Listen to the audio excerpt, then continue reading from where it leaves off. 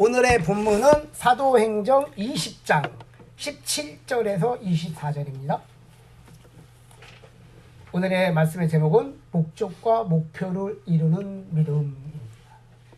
사도행전 20장 17절에서 24절 한 절씩 교독하도록 하겠습니다. 제가 먼저 읽겠습니다. 바울이 밀레도에서 사람을 에베소로 보내어 교회 장로들을 청하니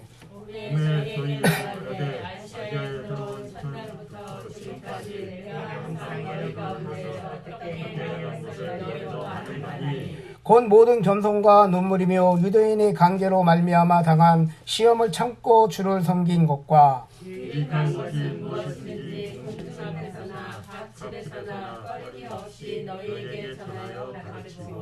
유대인과 헬라인들에게 하나님께 대한 회개와 우리 주 예수 그리스도에 대한 믿음을 증언한 것이라.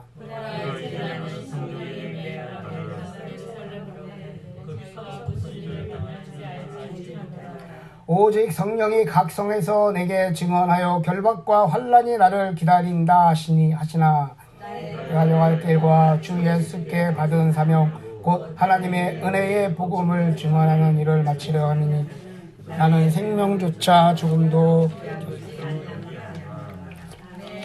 아멘. 오늘 본문의 말씀을 가지고 여러분들과 함께 나눠보도록 하겠습니다. 사울은요 히브리인 중에 히브리인으로서 율법을 철저히 지키는 바리새파 사람이었습니다. 사울은 사도행전 7장 58절과 8장 3절에서 보듯이 예수를 믿는 사람들을 핍박하고 스데반을 죽이기까지도 합니다. 사울은 굉장히 열심히 많았던 사람이에요. 율법을 철저히 지키고 하나님 앞에 순종하고 하나님의 일을 철저히 하려고 노력했던 사람 중에 하나예요.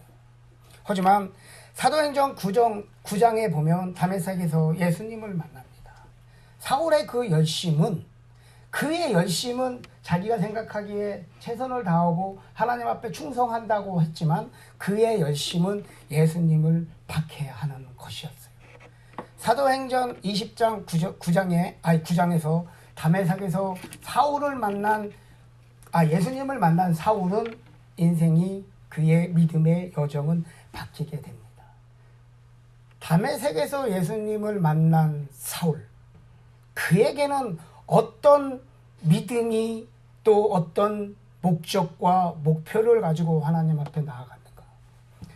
예수님을 만난 사울은 그 이후에 복음을 증거하는 증거자로서 1차, 2차, 3차 전도 여행을 하며 그는 많은 고난과 핍박을 받습니다.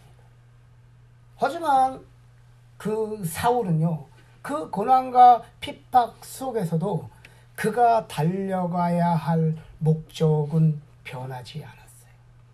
그가 달려가야 할 그 목적의 끝을 그는 잊지 않았습니다.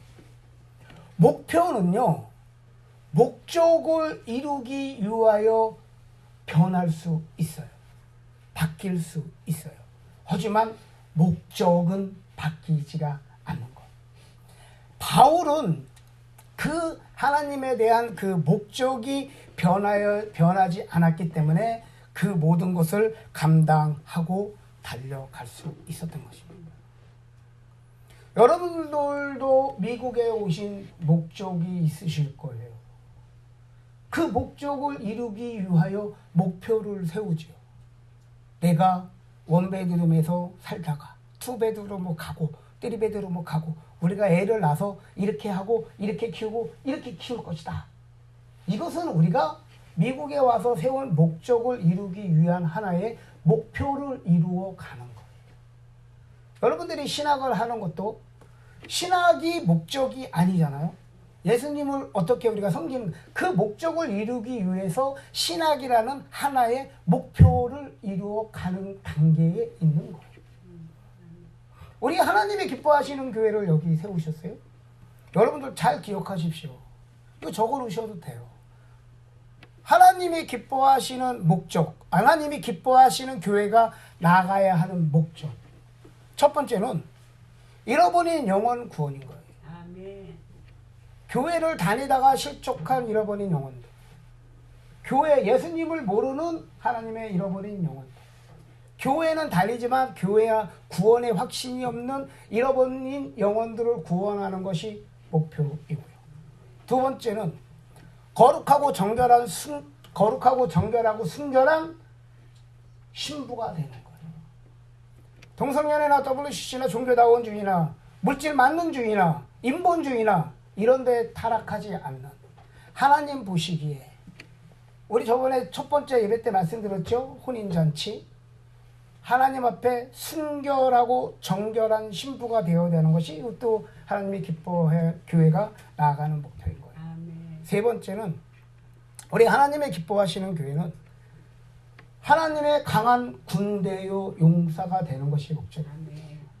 세상을 지배하는 강한 군대요 용사가 되는 것이 목적이고, 그것을 이루기 위해서 우리는 계획을 세울 것이고, 그것을 이루기 위해서 우리는 많은 목표를 세울 거예요. 우리 교회는 이런 가정을 거치고 이런 선교를 할 것이고 많은 회의를 할 것이에요. 여러분들이 그런 회의를 하고 목적을 우리가 나눌 때, 목표를 세우고 갈 때 여러분들이 착각하지 말아야 하는 것은 무엇이냐면, 그 목표가 끝이 아니라는 거예요. 우리의 목적은 하나님의 영혼 구원, 또 우리 교회 주신 사명, 정결하고 순결한 신부, 강한 군대의 용사, 이것을 가기 위한 하나의 목표를 걸치고 가는 거지, 그것은 우리의 상황과 형편에 의해서 바뀔 수 있어요. 목표는 바뀔 수가 있어요. 목적은 바뀌지는 않아요. 그러니까 목표에 목숨 걸지 말자 이거죠. 목표를 이루기 위해서 그거 아니라고 막 머리통 깨지게 싸우면 안 된다는 거예요. 우리가 가야 하는 목적, 이것을 기억하시고 목표를 하나하나 만들어 가는 거예요.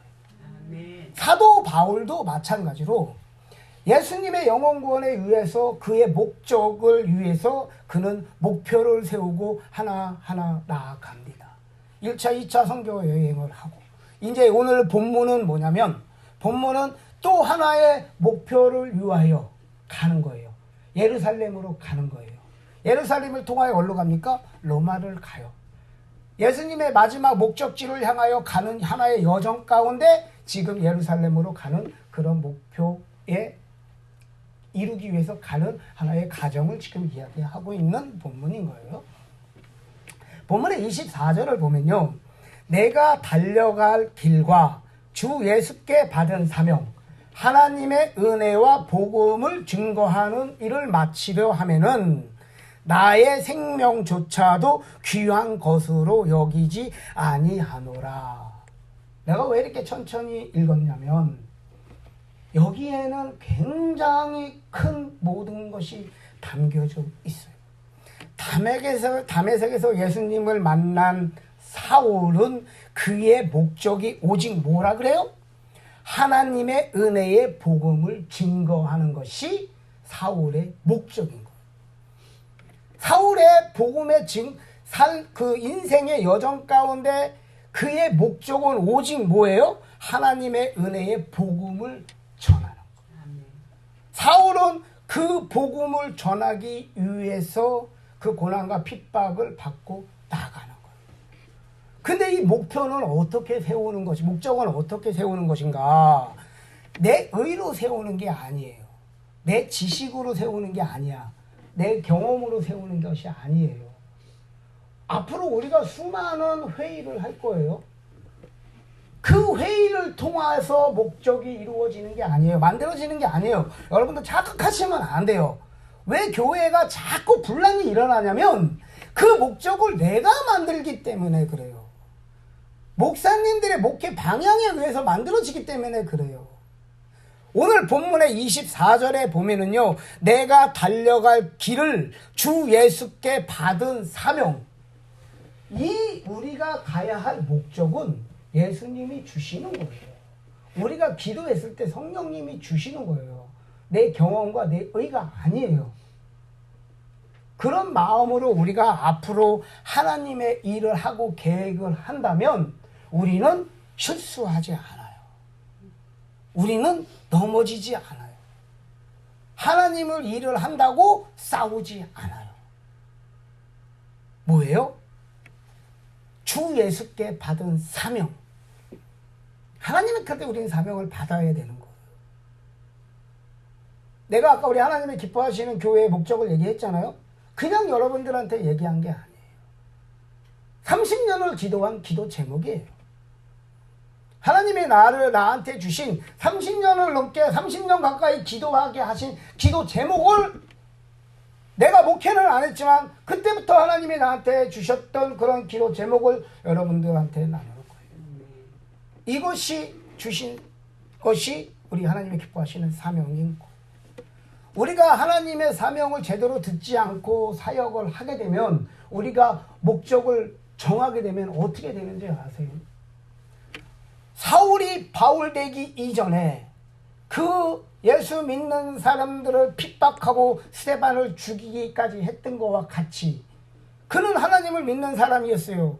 바리새인 중에 바리새인이었고 율법에 능통한 자였고 하나님 앞에 충성하는 자였지만 그의 충성이 잘못된 충성은 스데반을 죽이고 예수님을 박해하는 그런 사명의 길로 갔던 거예요. 그러니까 어떻게 우리가 기도를 하고 앞으로 달려가야 하는지를 여러분들은 명심하셔야 돼요. 항상 기도하셔야 돼요. 즉흥적으로 하시면 안 돼요. 아셨죠? 그러면 오늘 본문을 통해서 우리가 사울이 어떻게 그런 목적을 이루어가고 또 그 목적을 위해서 어떻게 성도들을 섬겼는지를 여러분들과 함께 잠깐 나눠보도록 하겠습니다. 오늘 19절에를 보면은요, 바울은 모든 겸손으로 섬기었습니다. 근데 모든 겸손으로 어떻게 섬기었는가? 처음부터 지금까지 한결같은 마음으로 모든 겸손으로 섬겼던 거예요. 한 부분만 섬긴 게 아니에요. 원로 목사님한테만 겸손한 게 아니에요. 교회 돈 많은 장로한테만 겸손했던 게 아니에요. 미천한 자, 가난한 자, 연약한 자, 그 자들한테도 똑같이 겸손한 마음으로 섬겼다는 거예요. 잠언 16장 16절에서 17절을 보면은요, 하나님이 싫어하는 인간의 모습이 7가지가 나와요. 그 중에 첫 번째가 교만한 눈인 거예요. 여러분들 찾지 마시고 제가 읽어드릴게요.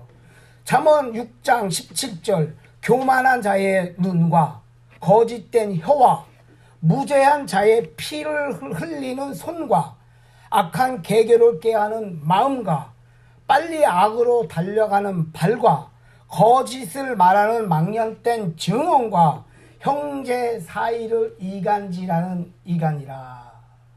근데 이것들 중에 교만이 첫 번째예요. 에베소서 4장 2절을 보면요, 모든 겸손과 온유함으로 하고 오래 참음으로 사랑 가운데 서로 용납하고. 우리 믿는 자들에게 가장 필요한 것이 이 겸손인 거예요. 앞으로 우리가 무엇인가를 이루고 나갈 거예요. 하나님이 사람들을 붙여주시겠죠. 하나님의 일을 위하여 성도도 할 거예요. 구제도 하겠죠. 그때 우리가 드러나면 안 되는 거예요. 오직 예수 그리스도만 드러나야 하는 거예요. 겸손의 반대가 뭡니까?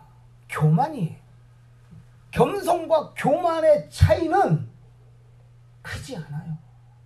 한 끗 차이. 우리는 항상 겸손과 교만의 이 다리를 항상 넘어갔다 넘어오고 넘어갔다 넘어오고 넘어갔다 넘어올 수 있어요. 우리가 항상 하나님 앞에 이 겸손한 마음을 놓지 않는다면 우리는 넘어지지 않을 거예요. 아마 그 한복판에는 저희가 있을 거예요. 제가 신학을 할 때 우리 돌아가신 최혜식 목사님이 저한테 하신 말씀이 있어요. 목사님 안녕하세요. 저 신학생 이번에 입학한 이재섭입니다. 딱 말씀을 드렸더니 그 돌아가신 최혜식 목사님이 뭐라고 그러시면, 이거 하나만 잘하면 돼. 뭔데요, 교수님? 겸손해. 겸손해야 돼. 이것만 지키면 당신 반성공해. 내가 하나님의 이런저런 사역을 하면서 내가 가장 많이 들었던 얘기가 뭐냐? 겸손해야 돼. 겸손하지 않으면 죽어. 겸손하면 지금과 같이 갈 수 있어. 제가 전도사의 직분으로 지금 사역을 하면서 내가 가장 하나님 앞에, 하나님이 요새 나한테 주시는, 여러분들의 설교를 계속 지금 4번째 설교를 하고 있어요. 그 설교의 중심이 뭐냐? 겸손이에요. 겸손해라, 겸손해라, 겸손해라. 하나님이 나한테 주시는 것은 겸손이에요. 겸손인 거예요. 왜요? 그만큼 겸손과 교만은 항상 넘어갔다 넘어오는 그런 다리와 같은 거예요. 내가 느끼지 못하면서 넘어지는 하나의 위기가 되는 거예요. 교만하면 우리는 죽습니다. 나의 생각, 나의 의. 나는 우리 성도님들 너무 좋아요. 제가 한 가지 딱 진짜 부탁드리고 싶은 거, 저부터도 마찬가지고, 우리는 내려놔야 해요. 우리가 갖고 있는 직분, 우리가 갖고 있는 마음, 내가 하나님 앞에 드리고 싶은 거 우리가 내려놓으면 하나님이 하셔요. 내가 하나님 앞에 드렸을 때 하나님은 나를 통해서 일하시는 거예요. 이것을 우리가 지키면 우리는 겸손한 자가 될 수 있어요. 그 다음에 두 번째는 뭐냐면, 처음부터 지금까지 눈물과 인내로 바울은 섬기었습니다. 19절에 보면 바울은 눈물이 뭡니까? 사랑이거든요. 사랑으로, 눈물로, 그 인내로, 그 영혼들을 기다리는 그 인내로 바울은 섬기었던 거예요. 머리부터 가슴까지가 30cm 정도 된다고 합니다. 30cm 정도 되는데 이 거리가 가장 길고도 먼 거리라고 합니다. 왜요? 머리와 가슴은 하나 되면 너무나도 큰 역사를 이루는데, 머리가 큰 사람은 가슴이 차가워. 가슴이 뜨거운 사람은 머리가 없어. 하지만 오늘의 사랑의 눈물과 인내를 봤을 때는 우리가 갖고 있는 지식과 경험과 우리가 갖고 있는 능력보다는 우리가 갖고 있는 가슴, 사랑, 이 진정한 사랑과 우리가 그들을 위하여 기도하고 인내하는 이 마음이 바울에게는 있었던 거예요. 언제요? 처음부터 지금까지 바울은 이 마음으로 영혼들을 섬겼던 거예요. 우리 지금 아까도 얘기했지만 우리 예수동행교회 우리 식구들이 같이 예배를 들어주고 있습니다. 왜일까요? 저 때문일까요? 여러분들 때문일까요? 아니에요. 우리 유목사님과 사모님 때문인 거예요. 뭐예요? 저는 오늘 이거를 딱 보면서 우리 유목사님, 우리 사모님이 지금 딱 생각합니다. 하나님 주시는 마음. 우리 유목사님과 사모님이 개척교회를 하면서 얼마나 많은 사랑의 눈물을 흘리셨겠어요. 얼마나 많은 인내의 눈물을 흘리셨겠어요.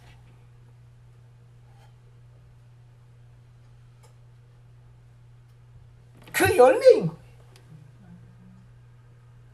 사도 바울은 그 고난과 핍박 가운데서도,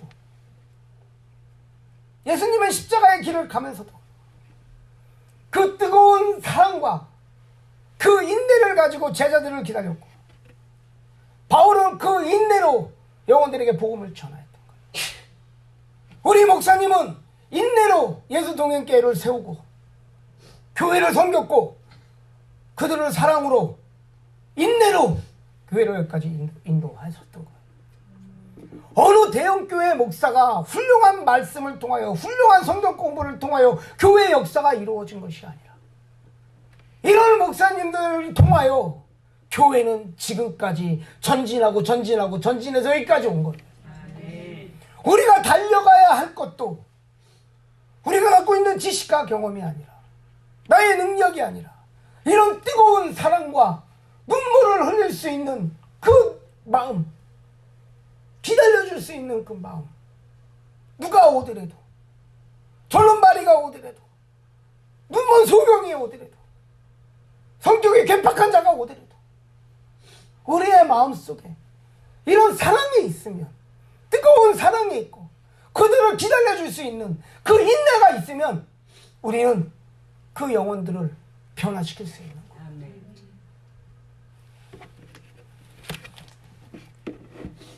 세 번째는 오늘 21절을 보면 회개와 믿음을 사도 바울은 증언합니다. 회개는요, 주님이 우리들에게 주신 가장 큰 축복이자 우리가 살 수 있는 방법인 거예요. 아담의 원죄 이후 우리는 죄악 가운데 원죄를 가지고 태어난 우리들은요, 항상 하나님 앞에 회개를 해야 돼요. 우리가 죄를 많이 지어도 우리가 이렇게 살 수 있는 것은, 예수님을 믿을 수 있었던 것은 회개가 있었기 때문에. 근데 요새 많은 사람들이 구원 이야기합니다. 믿음 이야기합니다. 축복 이야기합니다. 은혜 이야기를 합니다. 여러분, 교회에 오면 은혜 받습니다. 교회에 오면 축복 받습니다. 교회에 오면 구원 받습니다. 여러분, 믿음이 있으면 하나님 만나고 구원 받습니다. 우리 새신자들에게 뭐라 그래요? 교회 한번 와보세요. 교회에 오면 좋아요. 은혜 있어요. 축복 있어요. 하지만 우리가 진짜 이야기해야 할 회개를 이야기하지 않고 있어요. 관계상에서 여러분들 회개해야 됩니다. 여러분들 회개해야 구원받습니다. 여러분들 회개해야 은혜 받습니다. 여러분들 회개해야 축복받고 하나님의 자녀가 됩니다. 그 말씀 중에 회개가 빠져있어요. 회개가 없기 때문에 내가 믿음이 좋은 것 같아, 은혜 받은 것 같아, 구원받은 사람 같아, 축복받고 은혜 받은 것 같지만 조금만 교회에 뭔 일이 있으면, 누가 내 마음속에 조그만 돌 하나만 던지면 그 은혜 다 날라가, 그 축복 다 날라가. 그렇게 간증했던 사람들, 야, 저거 예수 믿는 사람 맞아? 어저께까지만 해도 방방 뜨고 날아다니고 막 기도하고 막 그랬던 사람들이 그 마음에 돌 하나 딱 던지면 다 쓰러져. 왜 그럴까요? 회개가 없었기 때문에. 진짜로 내가 회개하고 예수님 앞에 은혜를 받고 축복을 받았다면, 내가 진짜 회개를 통한 믿음을 가졌다면, 내가 진짜 회개를 통한 구원을 받았다는 그 확신이 있으면 어떠한 유혹에도 넘어가지 않고 흔들리지 않는 거예요. 회개가 없는 구원은 여러분 없습니다. 회개가 없는 믿음은 없어. 회개하셔야 돼요. 또 회개하라고 이야기할 수 있는 여러분들이 되어야 되는 거예요. 듣기 좋은 소리는 누구도 할 수 있어요. 듣기 좋은 소리는 어느 누구도 할 수 있어요. 하지만 진짜로 회개를 이야기하고 진짜로 거듭나라고, 여러분 변해야 된다고 이야기하는 그 용기가 있어야 하는 거예요. 바울은 그 용기가 있었기 때문에, 목적이 확실했기 때문에 그렇게 전할 수 있었던 거예요. 또 다섯 번째는, 바울은 항상 성령 충만했어요. 바울이 지금의 이런 길을 갈 수 있는 하나의 원동력이기도 하죠. 그 목적을 향하여 달려갈 수 있는 그 원동력이 무엇이냐? 성령인 거예요. 성령. 원동기인 거예요. 발전기인 거예요. 성령은 우리 믿는 자들이 달려가는 하나의 발전기인 거예요. 아멘. 원동기인 거예요. 엔진인 거야. 엔진이 멈추면 아무리 겉은 벤츠고 BMW고 뭔 차라도 엔진이 서버리면 그 차는 서버리는 거예요. 바울은 항상 성령 충만했습니다. 22절에 이번에 이 본문에 보면요, 바울은요 장로들에게 말씀을 전한 이후 자신이 예루살렘에 갈 것을 이야기합니다. 22절에 보면요, 예루살렘에 가는 이유가 뭐라고 합니까? 성령의 인도하에 들어간다고 이야기를 해요. 또 뭐라고 합니까? 23절에 오직 각성에서 내게 증언하여 결박과 환난이 나를 기다린다 하시니, 예루살렘에 들어가면 자기한테 어떤 일이 일어날 것이라는 걸 벌써 성령님이 다 가르쳐 주셨어요. 성령에 의지하여서 바울이 이렇게 한 발 한 발 나가는 이유는요, 뭐냐면 그 목적을 향하여 가는 길은요, 그냥 자기 생각이 아니에요. 뭐예요? 성령의 인도함에 의해서 가는 거예요. 성령의 인도하심에 의해서 한 발짝 한 발짝 나가는 거예요. 예루살렘에 가면 어떻게 돼요? 결박과 환난이 있을 거라는 거 알아. 벌써 알게 줬어. 하지만 왜 가? 성령에 가는 거예요.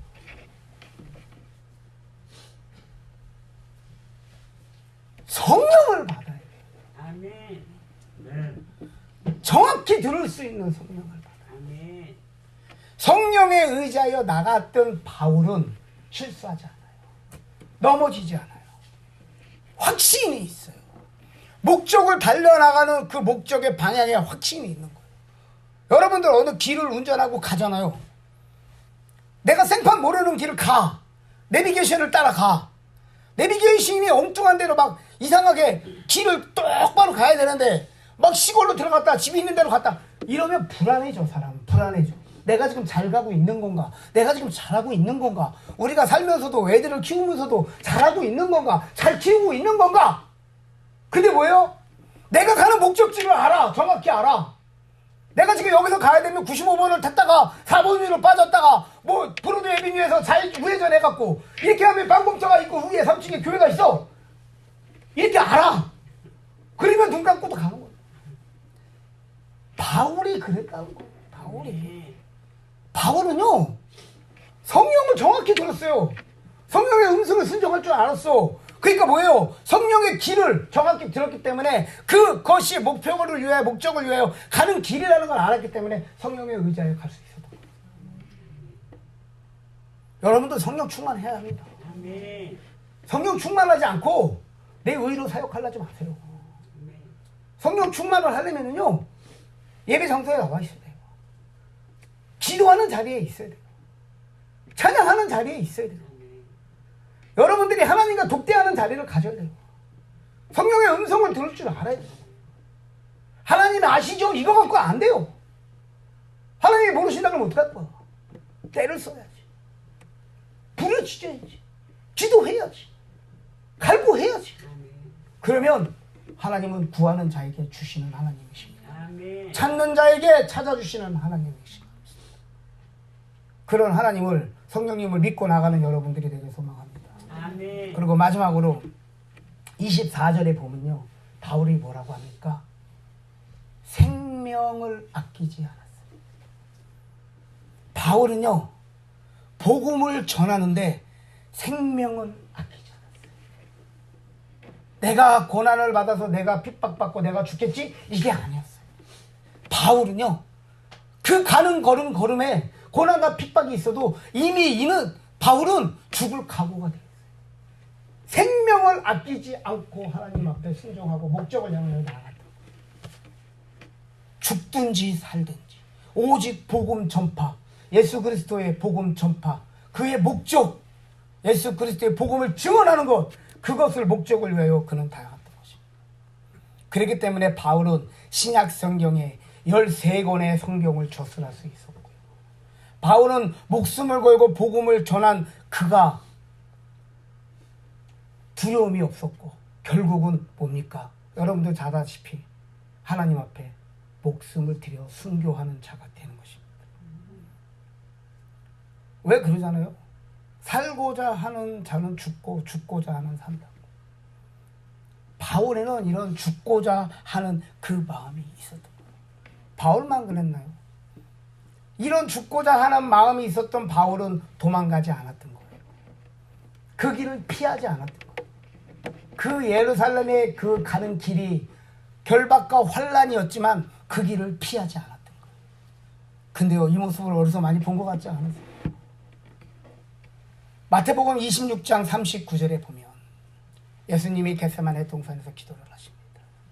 내 아버지여, 만일 할 말 하시거든 이 잔을 내게서 지나가게 하옵소서. 그러나 나의 뜻대로 마시옵고 아버지의 뜻대로 하옵소서 라고 합니다.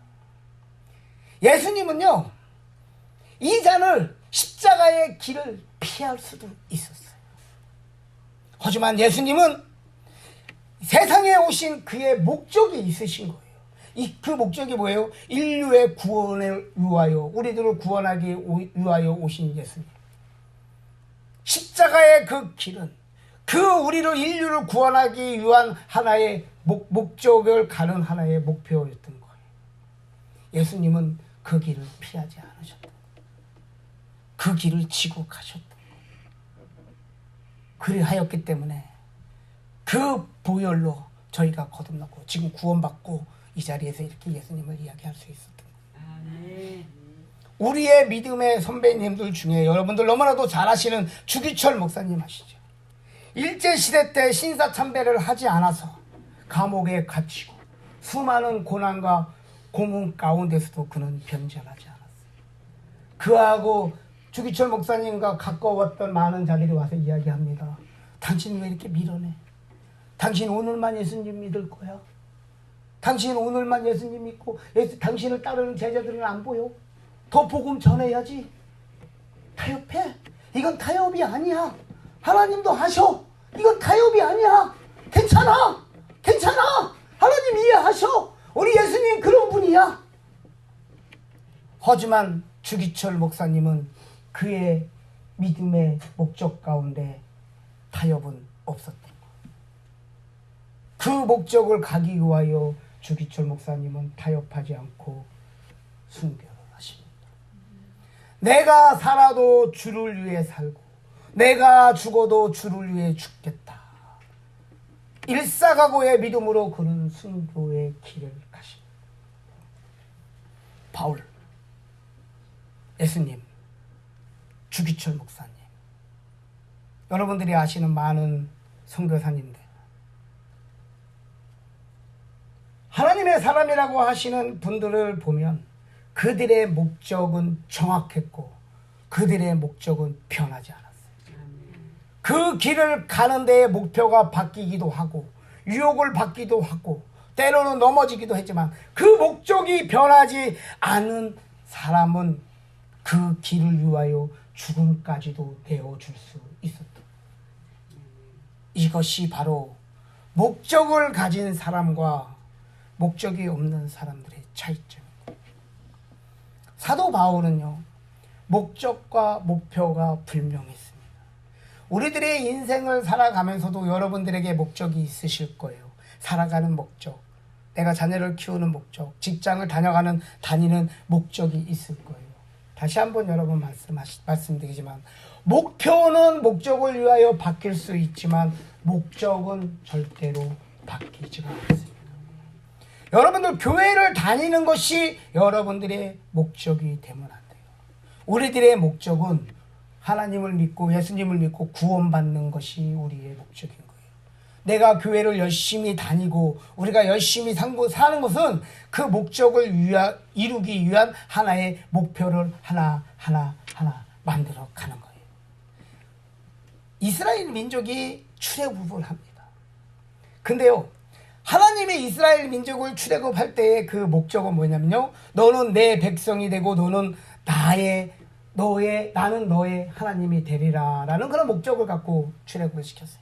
근데 이스라엘의 민족은요, 출애굽이 목적이었어요. 해방이 목적이었어요.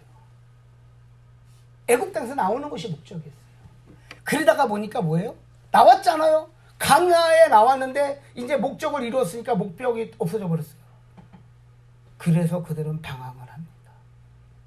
그래서 그들은 넘어지는 거예요. 우리가 바울은 목적이 분명했듯이 하나님의 은혜의 복음을 전하는 것이 분명했듯이 우리들도 그 목표를 가지고 분명히 나가야 할 것입니다. 네. 여러분들 거북이와 토끼 달리기 경주 아시죠? 우리 이거 다 초등학교 때 배운 거잖아요. 토끼와 거북이가 달리기를 합니다. 야, 저 산 넘어 깃발까지 우리 누가 더 빨리 달리나? 한번 시합하자. 달리기를 합니다. 누가 봐도 토끼가 이기는 것이 100%인 거예요. 누가 봐도. 근데 여기서 차이점이, 거북이와 토끼의 차이점이 있습니다. 어떤 차이점이냐? 토끼는 거북이보다 빨리 달리는 것이 토끼의 목적이에요. 거북이는 그 그 깃발까지 가는 것이 거북이의 목적이에요. 그래서 토끼는 한숨에 달려서 거북이를 앞서질러 갑니다. 거북이를 앞질렀잖아요. 목적을 이룬 거예요. 그러다 보니까 뭡니까? 방심하게 되는 거예요. 그러다가 보니까 퍼지게 차는 거예요. 그런데 뭐예요? 거북이는 깃발이 목적인 거예요. 토끼가 앞서 달려갔던, 지금 무엇이 지나갔던, 그가 달려가야 하는 길은 깃발이었기 때문에 토끼가 보이지 않았던 거예요. 토끼가 앞서갔지만 그는 묵묵히 걸어갑니다. 걸어가다 깃발까지 가서 보니까, 그 목적을 이루고 보니까 뭐예요? 자기를 보고 있던 거북이가 뒤에 있는 거예요. 이게 바로 목적과 목적이 갖고 있는 자와 목적을 우리가 어디에 두느냐의 차이점입니다. 여러분, 하나님의 기뻐하시는 교회를 주님이 이곳에 세우셨어요. 왜 세우셨을까요? 우리가 달려가야 할 목적은 어디예요? 이 길을 달려가다가 하다가 보면 토끼 같은 자들도 나타날 것이고, 사자 같은 자들도 나타날 것이고, 돈 많은 자들도 나타날 것이고, 우리를 유혹하는 많은 것들이 나타날 것이에요. 하지만 우리가 그 목적을 정확히 알고 간다면, 바울과 같이 겸손함으로 섬긴다. 사랑과 뜨거운 눈물의 사랑과 인내로 섬긴다. 회개와 믿음으로 거듭나고 복음을 전한다. 항상 우리가 성령 충만하다. 우리가 목숨도 아끼지 않는 믿음으로 나아간다면 우리는 승리할 것이다. 아멘. 토끼 같은 믿음으로 지금은 조금 더딜지라도, 지금은 조금 답답해 보이지만 내가 가야 하는 길이 깃발이 꽂아져 있는 산 너머 그 목적지를 향하여 우리가 묵묵히 나아간다면 우리는 그 목적을 이기는 하나님이 기뻐하시는 교회가 될 것입니다. 아멘. 하나님이 기뻐하시는 교회의 목적은 잃어버린 영혼 구원이요, 거룩하고 순결하고 정결한 주님의 신부요, 하나님의 용사요 군대를 키우는 아멘. 하나님이 기뻐하시는 교회가 될 것입니다. 여러분, 목적을 가지십시오. 아멘. 그 목적을 위하여 항상 성령 충만하십시오. 아멘. 그리고 함께 달려갑시다. 아멘. 함께 손잡고 달려갑시다. 조금 답답하지만, 조금 안타까울 때도 있겠지만, 속상할 때도 있겠지만, 마음에 안 들 때도 있겠지만, 우리가 함께 손잡고 달려가면 그 목적지를 향하여 달려갈 수 있는 것입니다. 아멘. 함께 하라면, 우리가 함께 하라면 주님의 기뻐하시는 일을 할 수 있는 우리 하나님의 기뻐하시는 교회요 교인들이 될 거라고 저는 믿습니다. 아멘. 아멘. 아멘.